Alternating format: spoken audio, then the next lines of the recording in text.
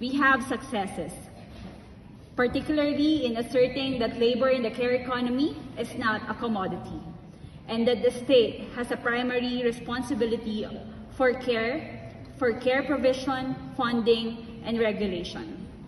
However, I must register the Philippine Workers Delegation vehement objection to the insertion of PPPs in this document's guiding principles. It is difficult for me to understand why employers and most governments could not accept such straightforward language, as care work is a right of all people.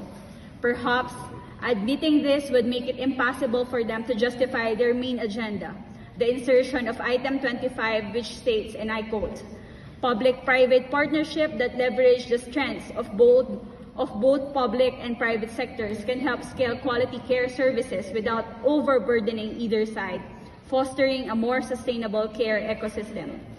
Having this in the guiding principles contradicts our assertion that decent work in the care economy is the primary responsibility of states.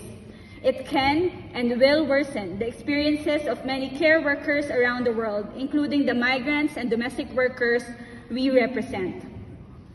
The historical and practical record is clear. Public-private partnerships have consistently fallen short of delivering on their promises of improving care services without overburdening either sector.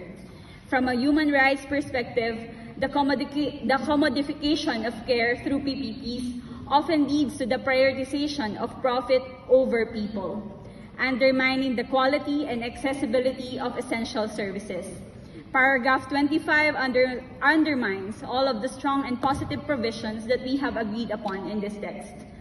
We remain adamant. We cannot accept any language on PPPs as it institutionalizes further privatization in the care economy.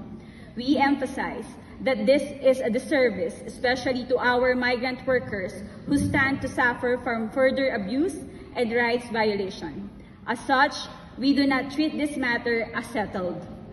Workers and unions will continue to struggle and push back against all efforts to commodify care work and undermine all of the rigid protections that we have fought hard to enshrine.